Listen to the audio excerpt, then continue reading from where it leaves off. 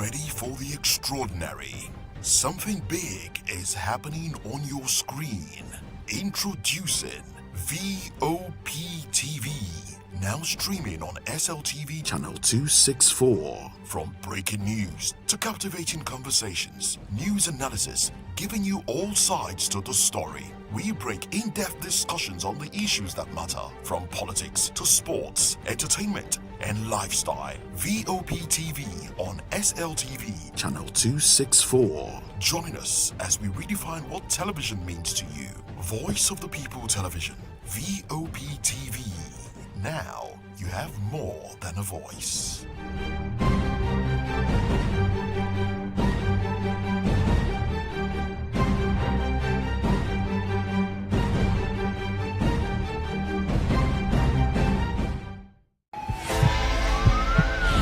This is Health Check, your weekly guide to better living, smarter choices, and trusted answers.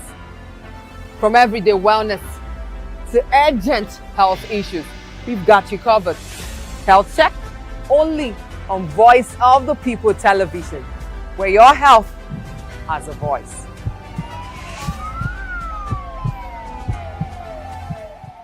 To know the happenings in the maritime sector, join us on the program Maritime Frontiers on VOP TV as we discuss key areas in the maritime sector, from aquaculture, maritime transportation, maritime labor regulation, oil and gas exploration, ferry and passenger insurance, marine pollution and prevention, port operations, and lots more. Maritime Frontiers, exploring Nigeria's blue economy. The red carpets, awards, the razzmatazz, music, fashion, interviews, and more. Spotlight on Voice of the People Television. Let's feed you with all the juicy stories in the global entertainment space, bringing you the glitz and glamour as it is hot. Stay tuned to Spotlight, 1 p.m. Monday to Friday. Spotlight on VOP TV. Entertainment like never before.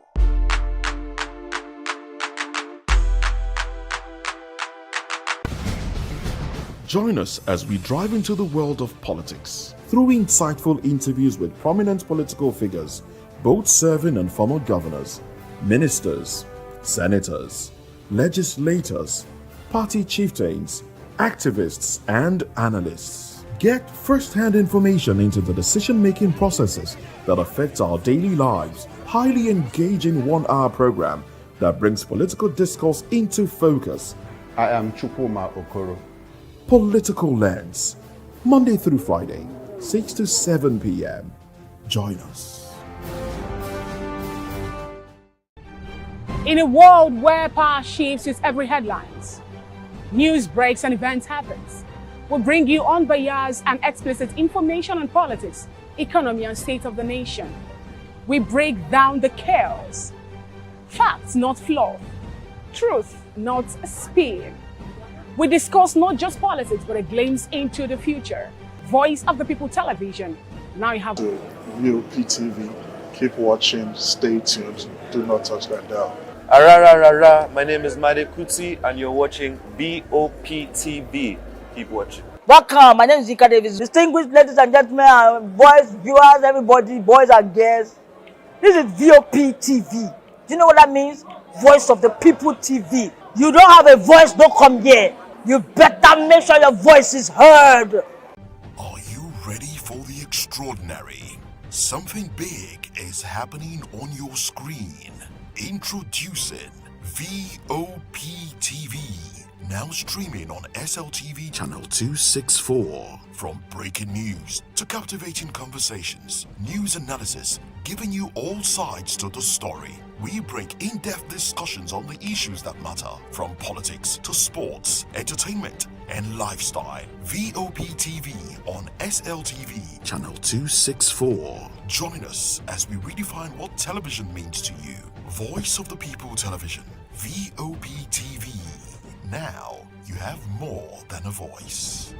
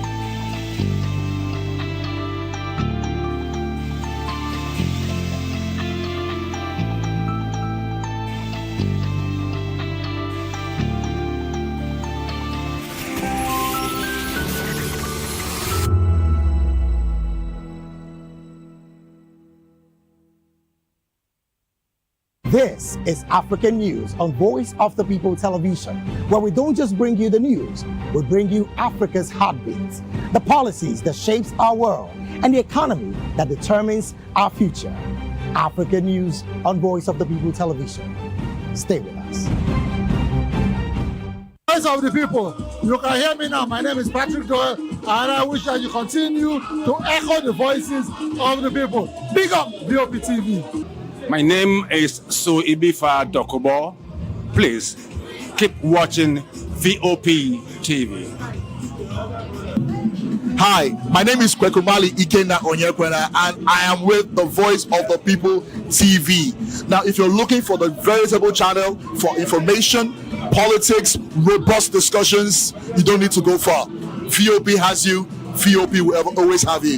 Thank you. Hi, my name is Patrick Diabwa, aka Ibani Chuka, Amayanabo the Eagle King, and you are watching VOP TV. Stay with us. Yes, I changed my name. I am a friend of the microphone. I talk and get paid, and I look forward to being in your studios. Voice of the People TV.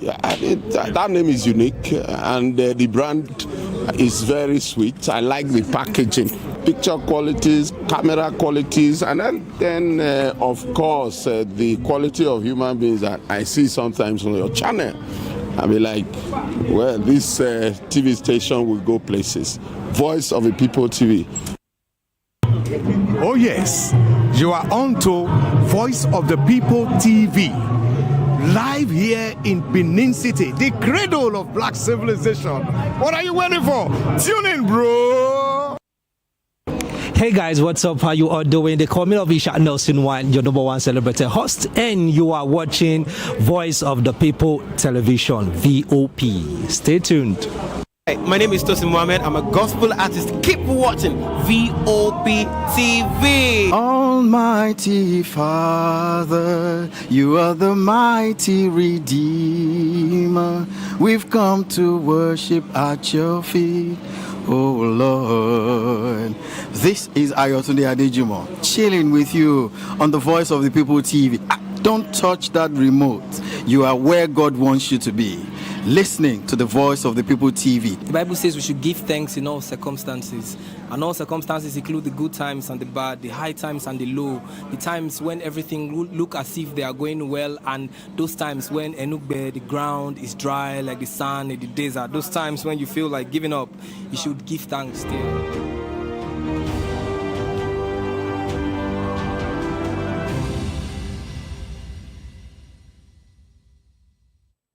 Hello Nigeria, it's another exciting episode of the Issues and Voice of the People television, and we bring you the most important and pressing issues shaping our nation today. I am your host, Nenna Ndongdioto.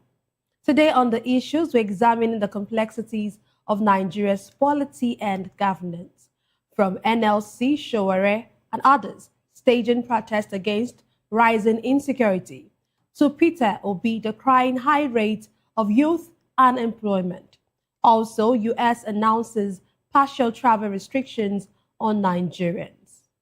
Join us as we break down the fact and provide context to help you stay informed. We'll take a break, and when we return, we'll dig deeper into these topics. Don't go away.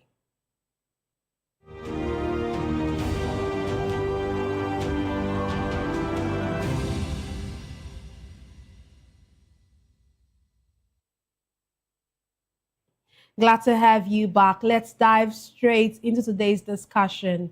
We begin the show this evening with a report that Farouk Ahmed of the NMDPRA and Benga Komolafe of the NUPRC have both resigned from office. No reason was given for the resignations, but this is following some allegations made by Aliko Dangote. Both officials were appointed in 2021 by former President Buhari to lead the two regulatory agencies created by the Petroleum Industry Act. President Bola Ahmed Tinubu has asked the Senate to approve the nominations of two new chief executives for the Nigerian Midstream and Downstream Petroleum Regulatory Authority and the Nigerian Upstream Petroleum Regulatory Commission. He has requested expedited confirmation of Orishe Meyiwa Amaniro Eyeson as CEO of NUPRC, and Seidu Aliyu Mohammed as CEO of NMDPRA. Moving on, the Nigeria Labour Congress has staged a protest in Abuja and other locations over the growing insecurity across Nigeria. The protest was led by the president of the NLC, Joe Ajaero, alongside activists and former presidential candidates Omoyele Sowore and members of various civil society groups. Protesters marched through major streets carrying placards and chanting slogans demanding an end to killings, kidnappings, and attacks by armed groups across the country. They accused the government of failing to protect lives and property, insisting that insecurity has reached intolerable levels. The NLC president said the protest is aimed at awakening the government to its responsibilities of tackling crushing economic hardships, insecurity, banditry, and other abnormalities in the country.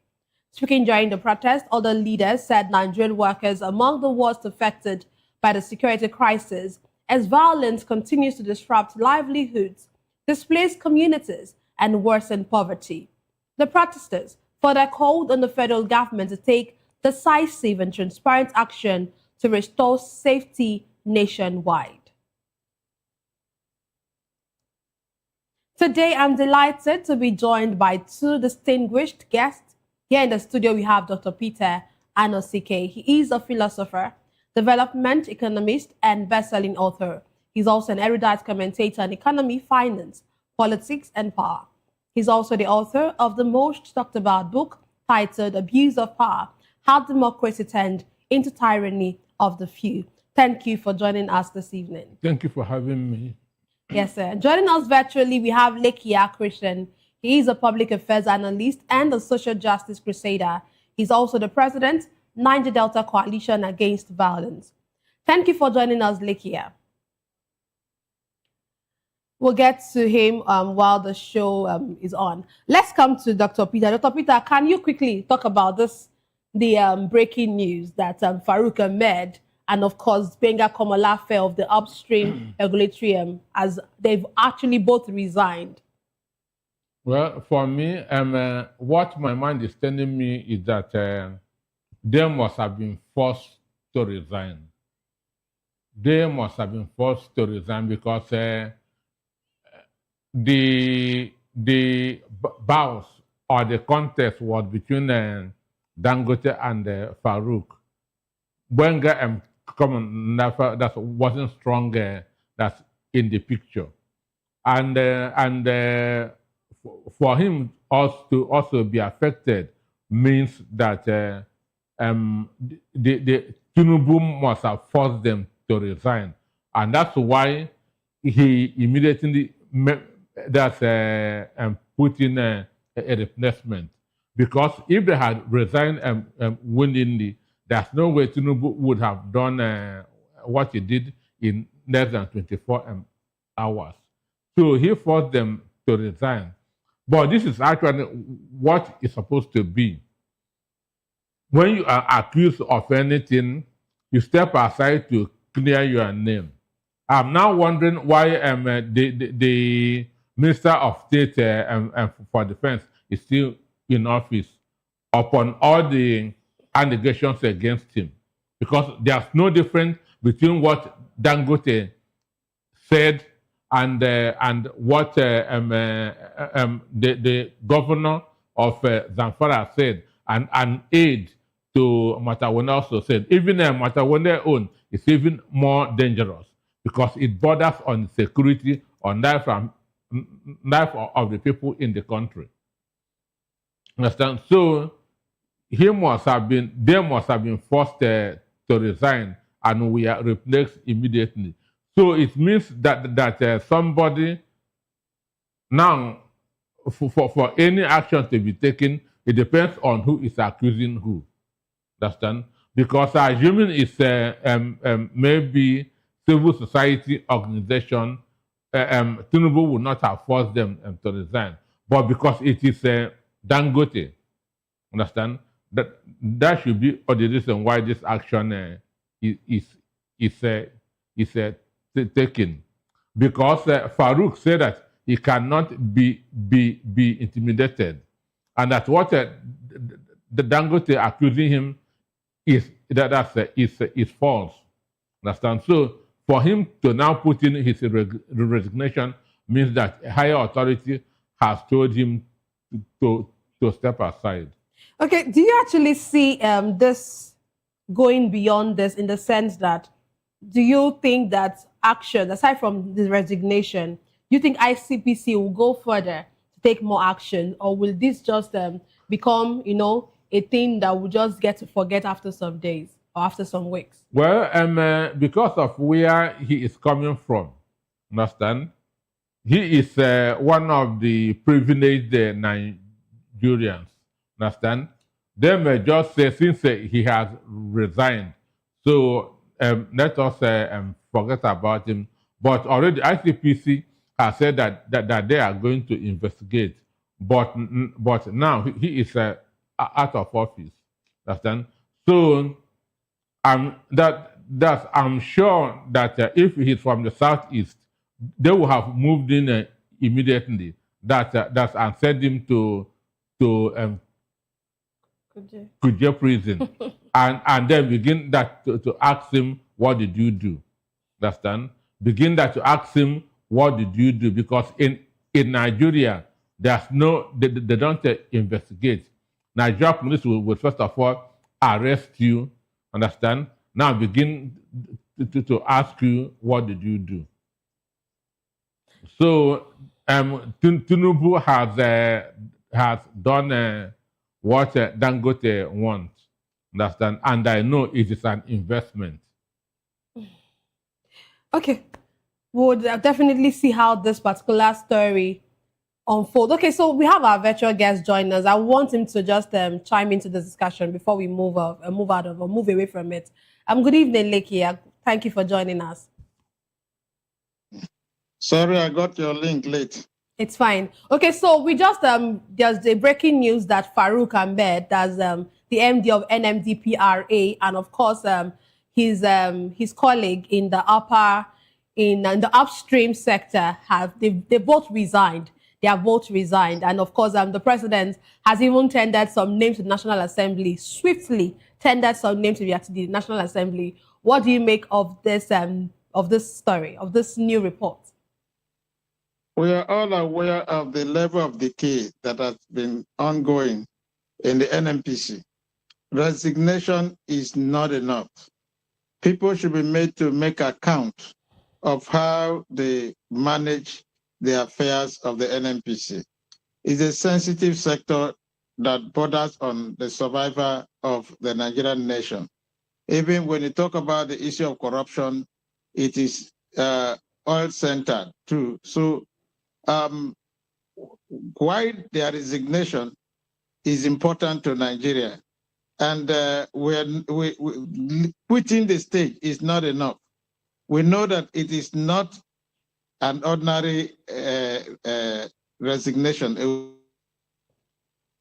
but we want it in the open, and we want a whole the process to be very transparent. The NMPC should be investigated, and resignation is not enough. The president submitting names is not a bad idea, but I believe that Nigerians are more interested in what happens in the NMPC, unraveling the rot and making people take responsibility for corrupt practices, particularly within that sensitive sector. Okay, while you were talking, I'll come to you, Dr. Peter, but while you were talking, you said you feel like this is not an ordinary resignation. Can you just throw more light on that? Because really, I don't understand what you mean, and I'm sure Nigerians don't understand what you mean as well. Well, there are times where people in public offices are being advised to resign appointment and as a way of cover-up.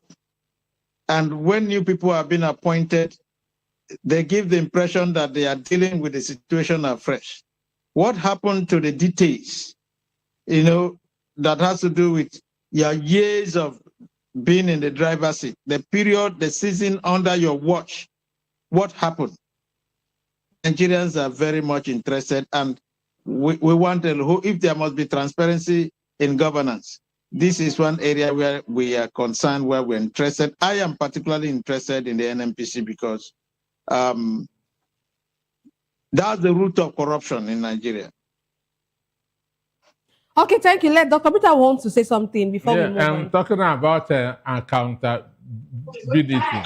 Who is now remembering the former NNPC GMD, Kyrie? Understand? So he has disappeared from the scene. Understand? This guy was Farouk was just appointed in 2021. But the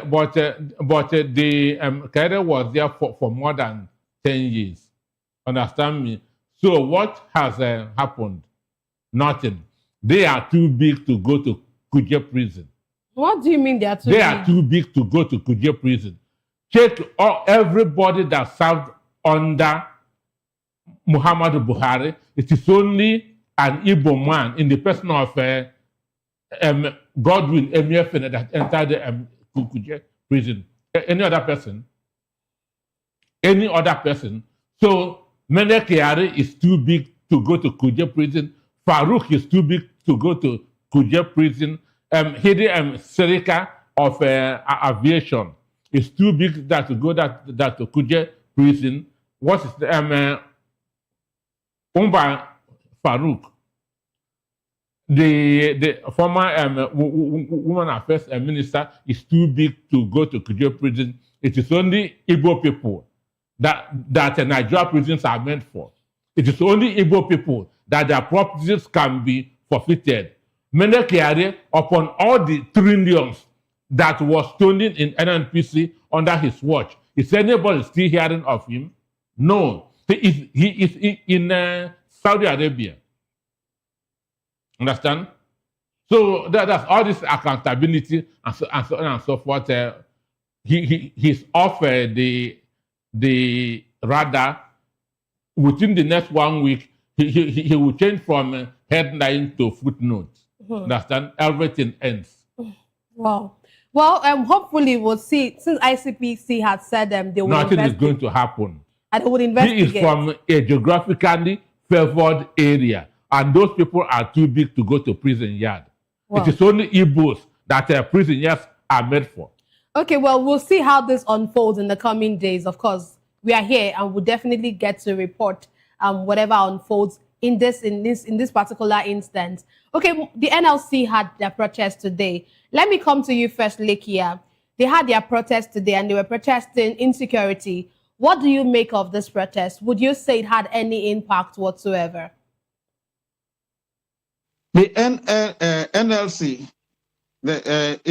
has every right, as a matter of fact, to proceed on that protest, because the protest has to do, as also the level of insecurity in Nigeria is also affecting the workers, Nigerian workers, and it's festering. It has lasted for a very long time, and it's not healthy for a country like Nigeria to have, endure this level of insecurity. So we believe that is a good thing. And beyond the NLC, civil society groups equally participated. It's an issue of very serious concern. So it's important that the nation, they don't saddle with the responsibility of managing the nation's security, wake up and do the needful in order to allay these fears. This morally justified. At this time, the intervention is important. We need the federal government to do the needful, because they control the security agencies, they control the security institutions, and Nigerians are in dire need of it at this time. There is no other period where we've been so exposed to insecurity like this season. So it's important for the federal government to listen to the NLC and other civil society groups that joined in this protest. We are also happy that in all the states where this event took place today, there were peace. It was carried out under the watch of the allied security agencies like the DSS, like the police, as well as the Nigerian Security and Civil Defense Corps.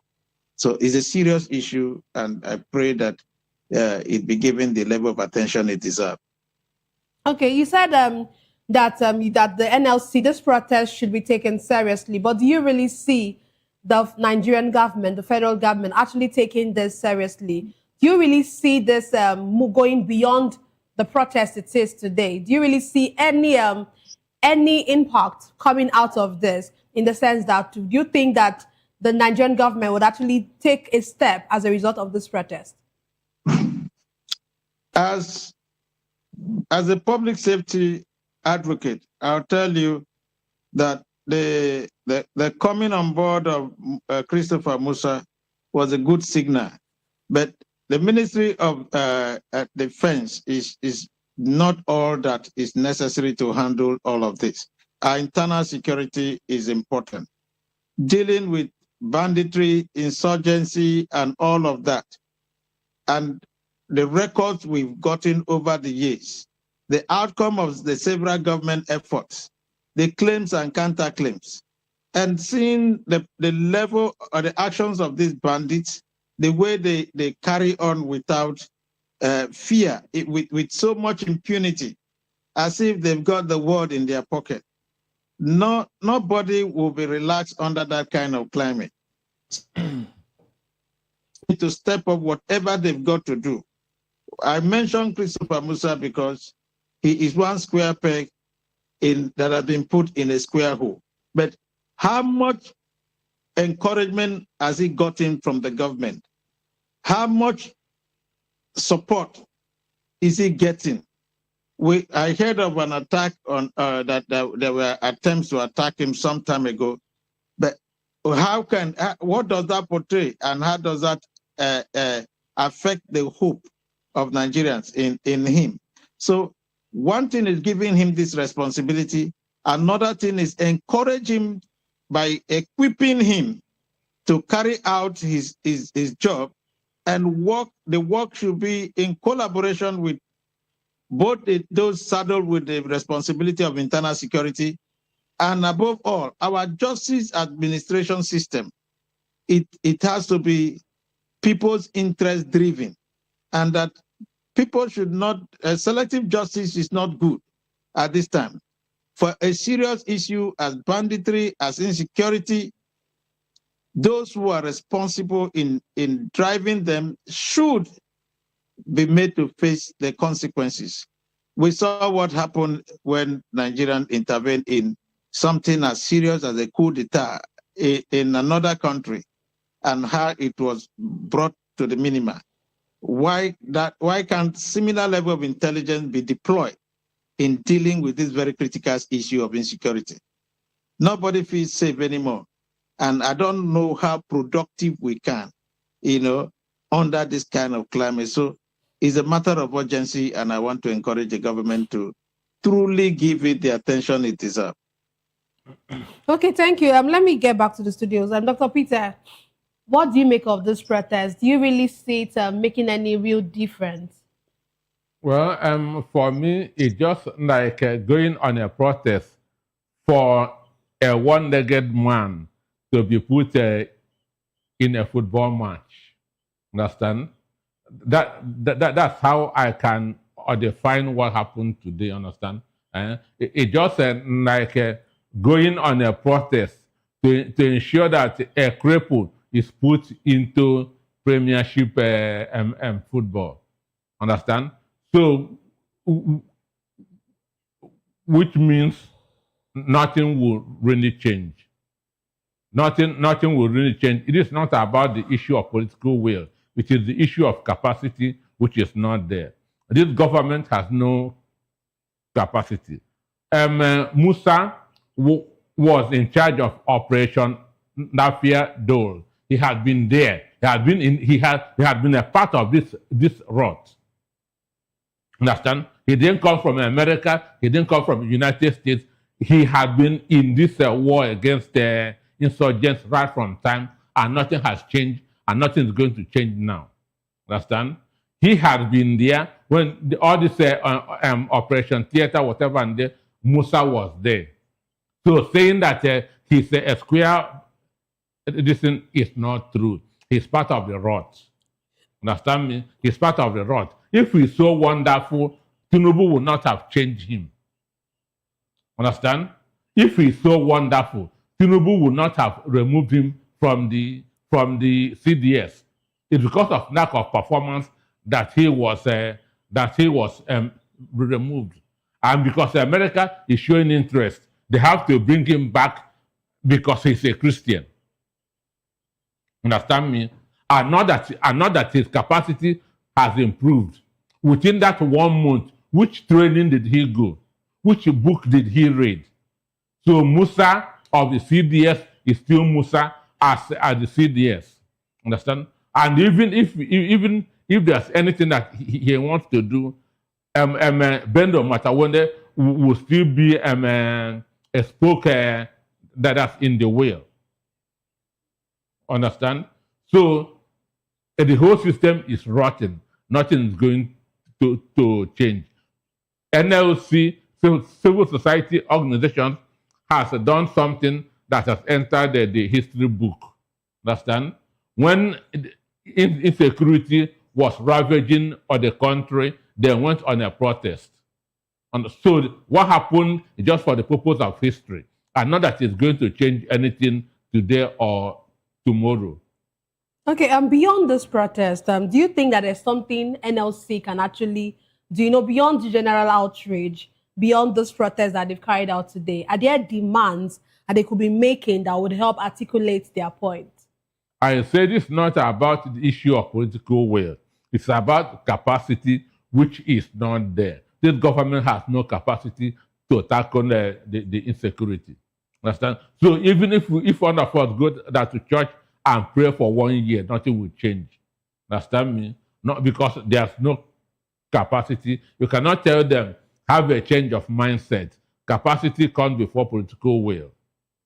So no matter any demand that they are making, capacity must be there first, which is lacking in this government. Okay, would you say that the scale? I heard you I heard that you're saying that there's no capacity. If capacity actually comes before political will, like you mentioned, but do you think that the scale of insecurity that we have, does this suggest a failure of strategy, or is it about a failure of coordination among our security agencies? It is corruption, it is sabotage, it is sympathy, it is sentiment, understand me. It is also being used as a political tool. So all these things comes together, understand? Mind you, once election is near, these people will open up their warehouses for all this they used to store them, understand me? They did the same thing between 2014 and 2015. And that's exactly what is happening. So if you think that this thing will go down, it will not go down. So what you mean that it will not go down? Are you saying even with the fact that the US is coming into play and trying to ensure that this is tackled, are you feeling that nothing will change? I say if you think, unless if the election is postponed in around 2030, understand? But once this election, some people are profiting, some politicians are profiting from this insecurity. As they profited in 2015 by making Jonathan's government look bad and weak. It is the same process that is repeating itself. Understand? So the only thing that can reduce this insecurity is if there's no election in the near future. But as election is coming near, this thing will be on the increase. You are saying even with the impact of the US government, nothing will change? As they have a mindset. They have a mindset. And these people are working on those mindsets. Understand? Can you expatiate on that? Because I'm sure that there's more to this statement than meets the eye. These people have a mandate. Understand? And they are working on that mandate. You heard that the bandits that were arrested in Kwara State said that their rifles were supplied to them by the government, isn't it? And you have heard confessions from different states in the country. So there's a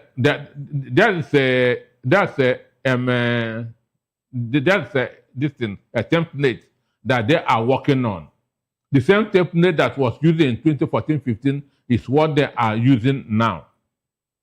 Okay, let me come to you, Lekia. Do you think that the Tinubu administration is at risk of normalizing insecurity as a background reality, Charlie, with the way everything is going and how it looks like there is really no, according to Dr. Peter, no political will and capacity to tackle this insecurity?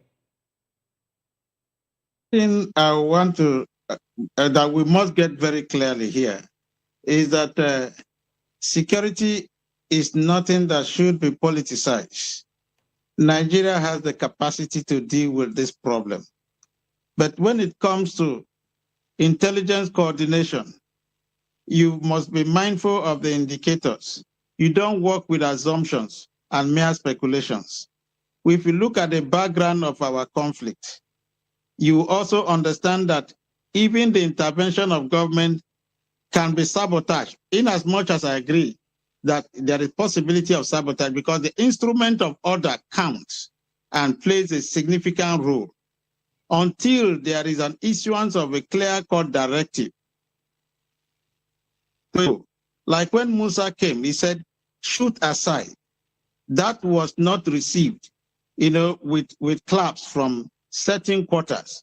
We also saw a governor commending communities for entering into some sort of dialogue and understanding with. How will a Musa come to work effectively with all the energy within him? We must understand all of this in trying to position our thoughts. Now, when certain bandits, Boko Haram and all of that, claim to have repented, they found themselves into the Nigerian military. Most of them were reintegrated. They work with the Nigerian military. We must question their direction of loyalty. There is a possibility of them sabotaging whatever in the military, because they are an offshoot of the same people you are coming to fight. So this is where the confusion lies. But when it comes to Christopher Musa, I must tell you, I know him and I know his capacity. He has got capacity, but he should be allowed. I talked about equipping him and allowing him, encouraging him to do his job. We can fix this problem. Nigerians had excelled in so many international forums when the opportunity comes for them to deploy our own intelligence. And I'm sure that what is going on today is driven by secondary motives. There's a form of conspiracy that I see, sabotaging even the government and not, but a government who is calm must understand its responsibility, that you fail when you fail and you succeed when you succeed. So they must deploy their best. So I believe that with what is going on, the Tinubu administration is actually, taking the very right step. But then the president must come out with a clear position by supporting Christopher Musa to do the job. Not just because he's a Christian, but because he's got the capacity. If you say he was part of other operations, yes, he was. But was he in a position to issue the final order? But today, as Minister of Defense, he has that opportunity, having experienced or having been sabotaged before, if at all he has been so sabotaged. He is in the position, my principal, Mr. President, this is the situation. This is what, and I believe that discussion had happened.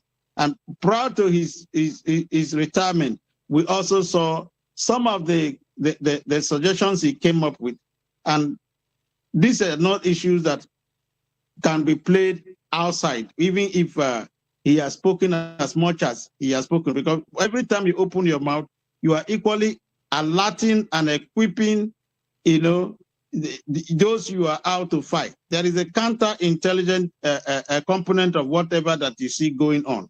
And they have a way of digesting and analyzing whatever position those on the side of government are coming up with. So being in the driver's seat today as the Minister of Defense, if I know and I believe strongly that if he gets the right support from Mr. President, he's going to bring this whole thing to the barest minimum. I know the capacity of this man, and I can boldly say the problem is not going to be him, because he also has the capacity to deal with the issue of internal sabotage within the several military formations. He has a therapy that I believe will work. Okay, your vote of confidence on Christopher Musa is a lot, actually. But you know what? Let's hope that this all of these are what would get to happen in the coming days. Let's move on to the next issue we have tonight.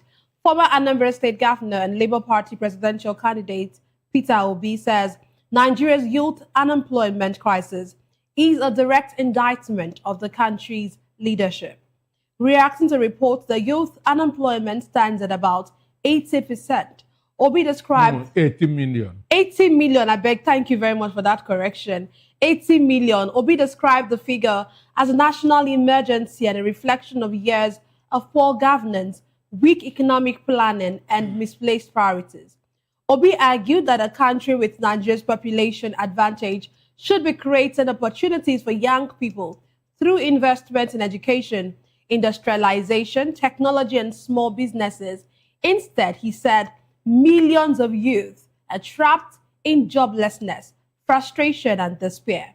The former governor warned the persistent youth unemployment poses a serious threat to national stability, as idle young people are more vulnerable to crime, migration, and radicalization.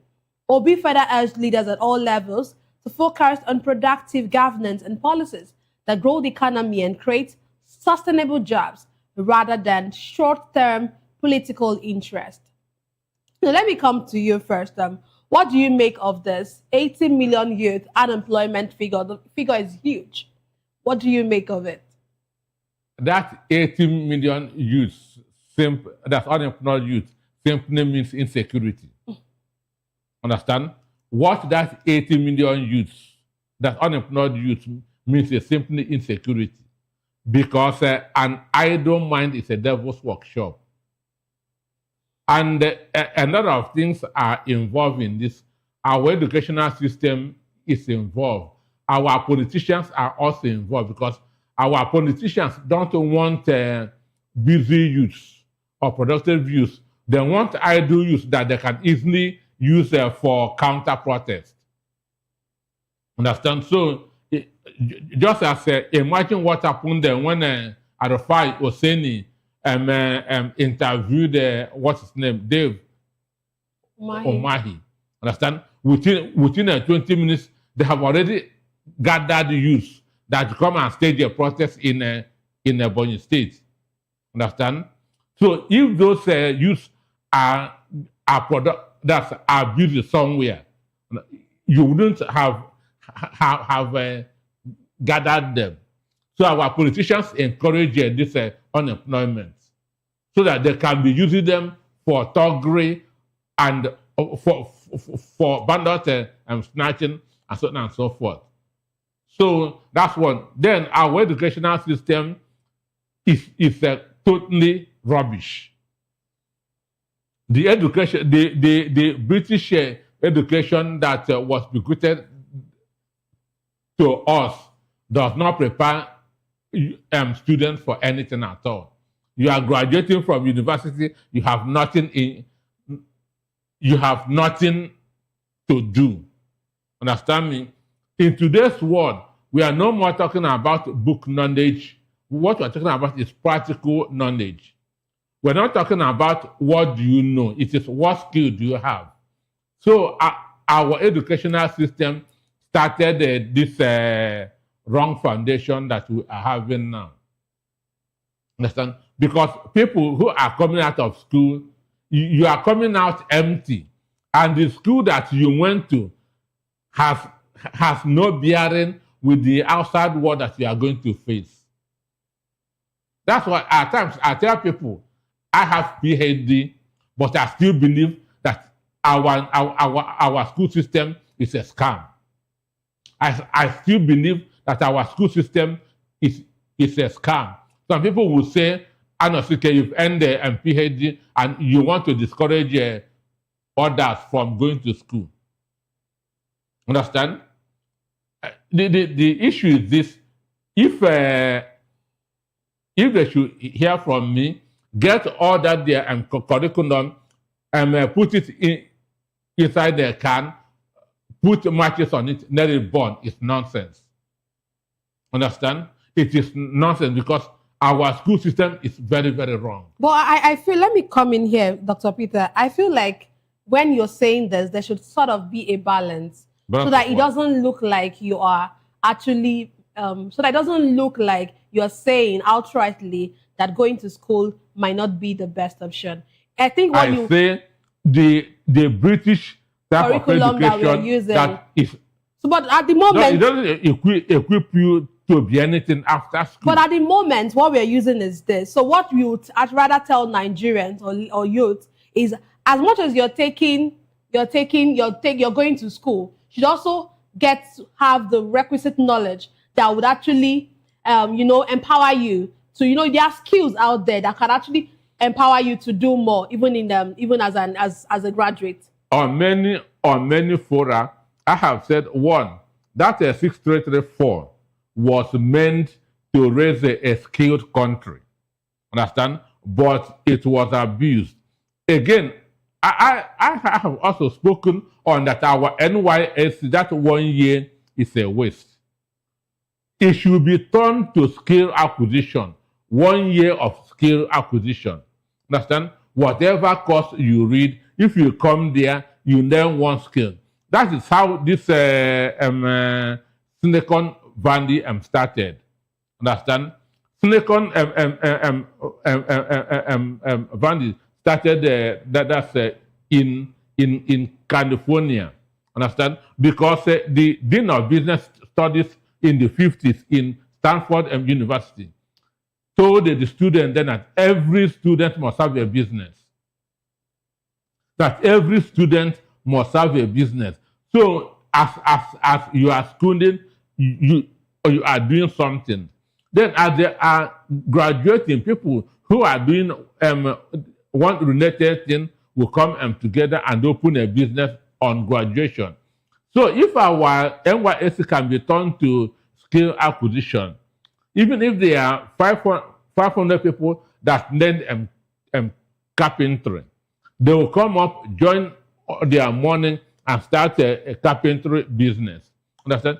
And because they are learning a skill, they will not be eating all their allowance. They will be thinking, I need money to open a business after. Now, savings comes in. But now, they are not saving because there's no future. There's nothing in their brain. So what we will be talking about is right. Our school system is number one. Then politicians who want counter and protesters is also among. But anywhere in the world, population is an asset. It's not an ability. China became what they are today by turning their huge population into productivity. And we can do like them, assuming we have the right people that's at the top. Turn our population into productivity, Nigeria will change. But we have wrong people there, and that's why this thing will continue to happen. Okay, let's move to Lekia. Lekia, what do you think? Do you also agree with Dr. Peter? Do you think that youth employment is primarily a failure of economic policy, political leadership, or education planning? Well, Obi raised some sensitive issue. Why I agree with him that those indicators are threatening, and it calls for an urgency on the part of government to rise up to the need of the moment by addressing those issues. I don't also believe that education, no matter how my brother sees it from the studio, is a scam. It is unfortunate that when you think that the entire purpose of education is to grow capacity to just feed, clothe, and get yourself accommodated, if you do that, there is no purpose. You will defeat the essence of being educated. If we understand education within the context of empowerment, that after learning, we should grow beyond the point of knowledge acquisition and think of how to apply this knowledge to solving very fundamental problems that will help relieve us, from the level of subsistence. And we begin to think of a broader society, how this knowledge gain can equally help develop the society by coming up with practical solutions that will work, in the face of challenges. One of the things that brought us this far is because we've not been able to evolve as a society to the point where the problems that are peculiar to our nation and our society can be addressed by the kind of knowledge we acquire from the educational sector. So I'm not undermining the place of skills, but it is broader. If you talk about somebody in the creative industry, in the creative arts, like literature, you look at those who are acting, look at those who are into entertainment. These are skills. These are areas. You see the playwright who comes up with very wonderful. He must be relaxed to think and create. I believe that what we need is to step up our creative capacity as a people and develop a curriculum that will be peculiar to us, not just inheriting anything that came from the British who colonized us, because the intent of that colonization was not to liberate us. No. If it were possible to put us all into our graves in order to take absolute control over the resources that they found here, none of us will count. Our lives wouldn't count to them. So, but we have a challenge of evolving a strategy that will be workable in our own circumstance, and we must rise together to face that, to address those challenges. So I believe that as a nation, we have so much on our hands, and the alarm that my brother Peter Obi raised, there are fundamental issues begging for attention. So let us devise an ingenious means of addressing our problem, grow our solution as this problem emerges. And as the problem, another issue I see as a clog in the wheel of because of time, you might have to just because of time, I might just have to cut you there, please. So sorry for that. Thank you very much, yes, for being a part of the show. And that's all we'll have. Thank you, Dr. Peter, as well, for being in the studios and for also sharing intelligently, analyzing intelligently. That's all we'll have for today's episode of The Issues. Explore the challenges facing Nigeria's polity and governance. Thank you for joining us.